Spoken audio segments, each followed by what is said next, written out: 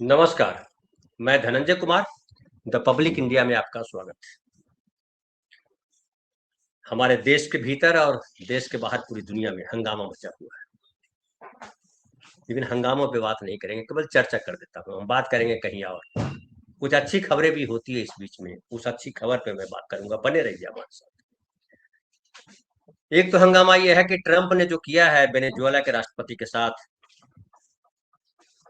वो बेहद जो है खतरनाक है, दुनिया के लोकतंत्र के लिए, मानवीयता के लिए, राष्ट्र के लिए।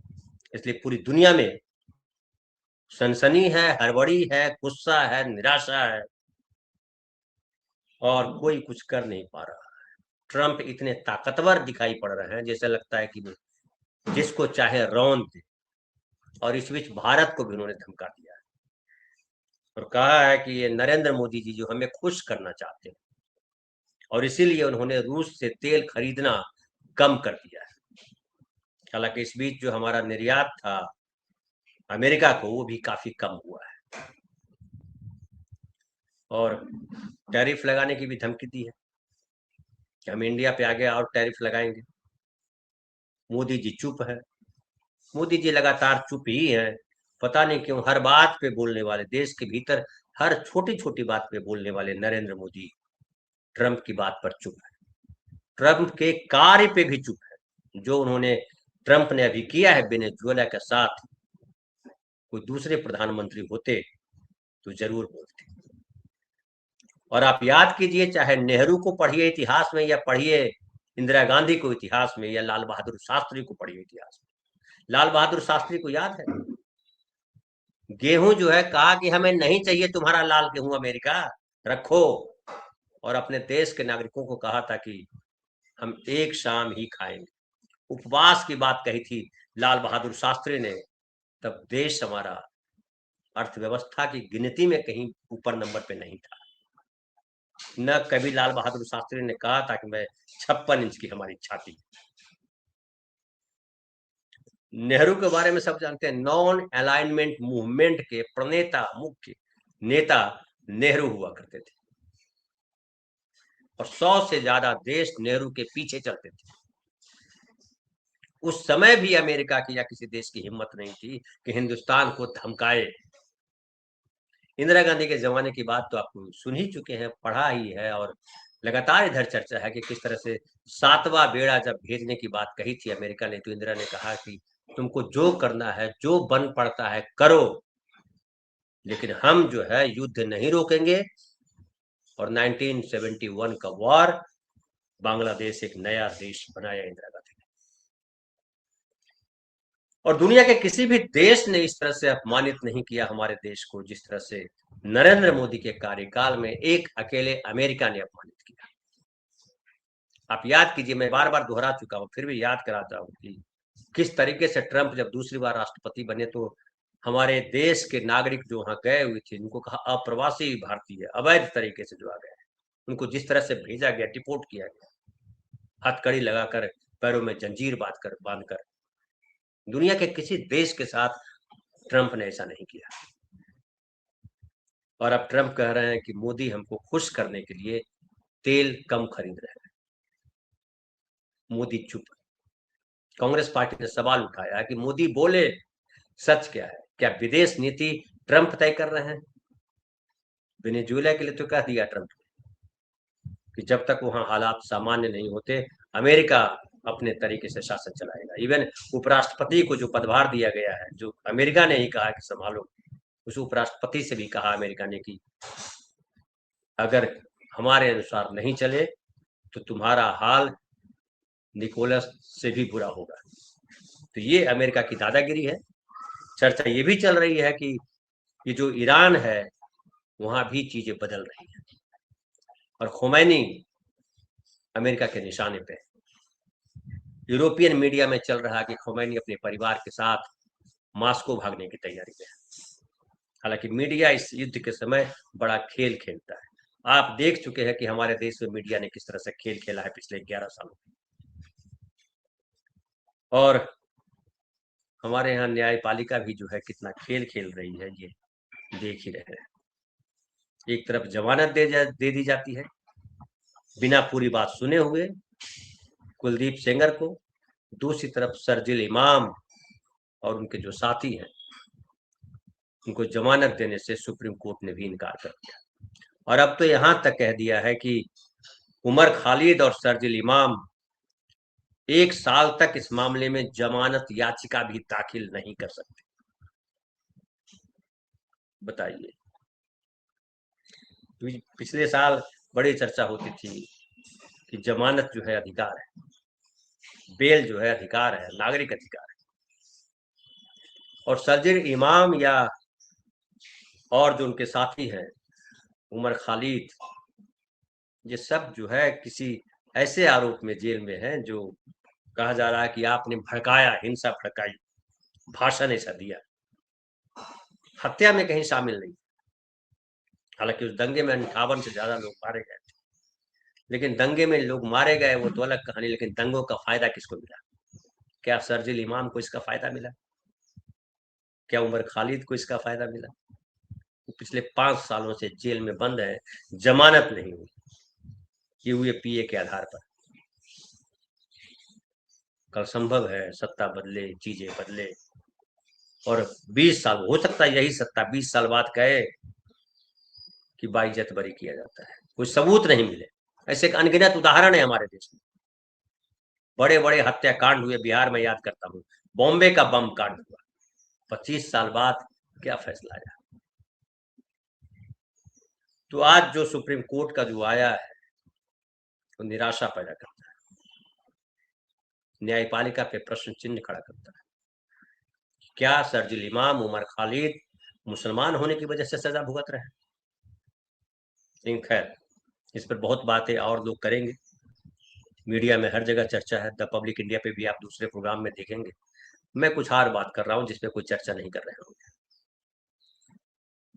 देखिए, एक और फैसला आया है कल 5 जनवरी को, और उस फैसले में है कि जो आरक्षण है, अगर आरक्षित कैटेगरी का जो उम्मीदवार है उसके कट ऑफ अगर ओपन कैटेगरी से ज्यादा आते हैं, उनके कट ऑफ से ज्यादा आता है, तो उनको ओपन कैटेगरी में शामिल करना पड़ेगा।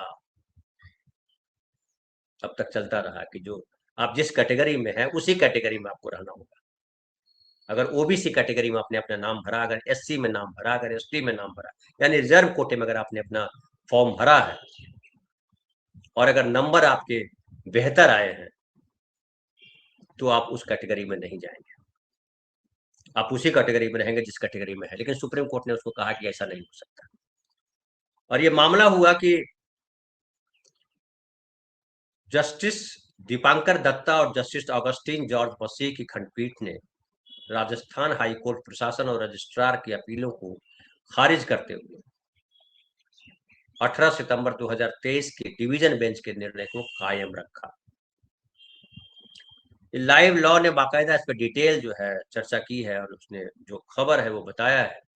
मैं उसके हवाले से कुछ बताऊं आपको कि अगस्त 2022 का ये मामला है।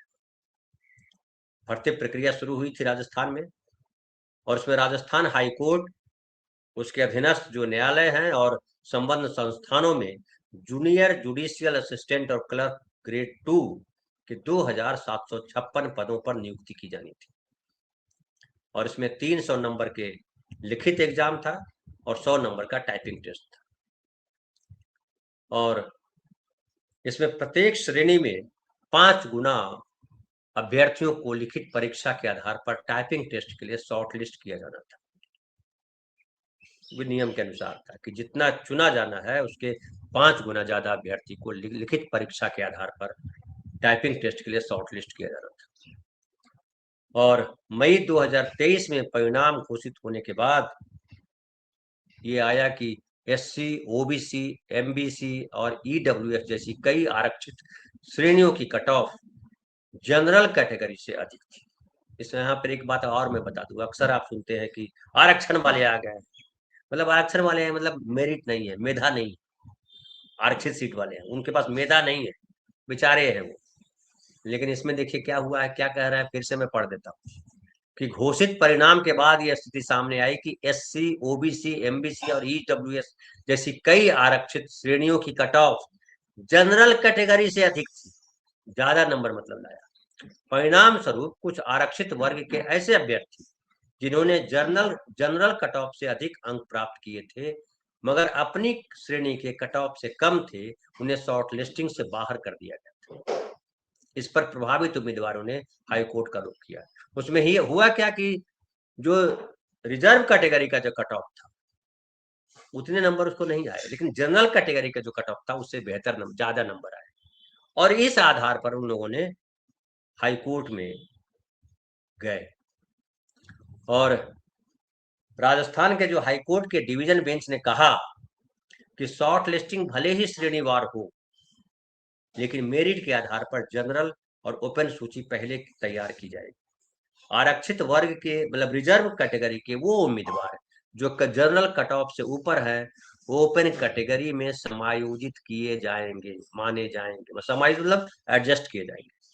बाद में बनाई जाने वाली आरक्षित सूची में ऐसे उम्मीदवारों को दोबारा शामिल नहीं किया जाएगा, ऐसा कहा। अदालत ने इंदिरा साहनी और आर के सबरवाल मामले का हवाला देते हुए कहा कि किसी उम्मीदवार को केवल उसकी जाति वर्ग की पहचान के आधार पर ओपन प्रतिस्पर्धा से बाहर नहीं किया जा सकता। ये सबसे इंपॉर्टेंट है कि आप किसी व्यक्ति को जो है जात के आधार पर या कैटेगरी के आधार पर ओपन कैटेगरी से बाहर नहीं कर सकते। क्यों? ये भी देखिए, बड़ा डिटेल कहा है। और उसमें कहा कि ओपन या जनरल कैटेगरी का अर्थ है, सुप्रीम कोर्ट ने व्याख्या दी, हाईकोर्ट की व्याख्या से सहमति जताते हुए आज जो कल जो आया उसमें सुप्रीम कोर्ट ने कहा कि ओपन या जनरल कैटेगरी का अर्थ है ऐसी सीटें जो सभी के लिए खुली हो और किसी भी जाति वर्ग लिंग के लिए आरक्षित न हो। बड़ा स्पष्ट था, पहले भी यही था। कोर्ट ने, अब ढेर सारी बेईमानियां हुई इस आधार।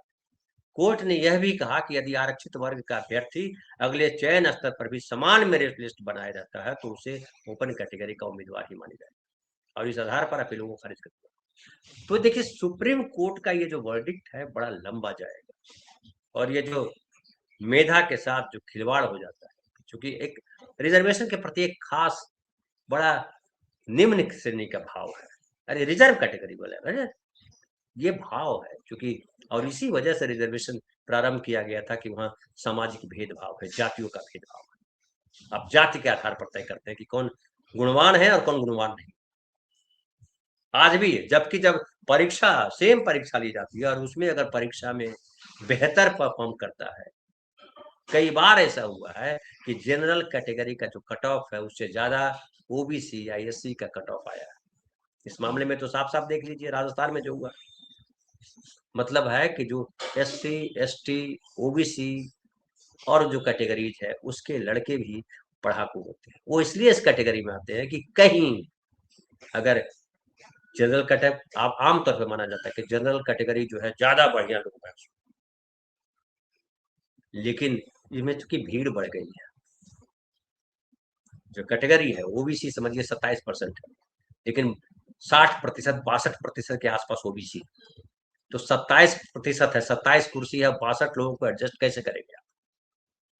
तो जाहिर है वो बच्चे पढ़ने वाले ज्यादा हैं, ज्यादा मेहनत करते हैं, क्योंकि सरकारी नौकरियों की ज्यादा जरूरत होती है। हमारे समाज में अभी सरकारी नौकरियों के प्रति बड़ी लगाव है, उसकी कई वजह, सोसाइटी में वैल्यू बनता है उनका, और खास करके जो जो पीड़ित जाति समाजों से, जो दलित जाति समाज से, जो गैर सवर्ण जाति समाज से, उनको जब बड़े पोस्ट पर या नौकरी, सरकारी नौकरी में जब उनको जगह मिलती है तो उनका कद, उनकी प्रतिष्ठा बढ़ती है, समाज, अपने परिवार में भी, समाज में भी और समाज के बाहर। तो ये बड़ा महत्वपूर्ण था, और ये जो जजमेंट है ये एक तरह से कहिए कि अन्याय को हटाया है, ये जो परसेप्शन है उसको भी तोड़ा है, और ये बड़ी अच्छी खबर है। तो मैंने कहा कि सब लगे हुए हैं, कहाँ कहाँ क्या क्या गड़बड़ी हो रही, वो भी बहुत जरूरी है, लेकिन ये छूट न जाए, लोगों के पास ये पहुंचना जरूरी है कि ओपन कैटेगरी सबके लिए है। वहाँ कैटेगरी के आधार पर, जाति वर्ग लिंग के आधार पर भेदभाव नहीं किया जा सकता। ये सबसे इंपॉर्टेंट लाइन है कि ओपन या जनरल कैटेगरी का अर्थ है ऐसी सीटें जो सभी के लिए खुली हों और किसी भी जाति, वर्ग, लिंग के लिए आरक्षित न हो। ये सबसे इंपॉर्टेंट है। बहुत बहुत धन्यवाद। फिर बात करेंगे कल हम किसी नए विषय पर।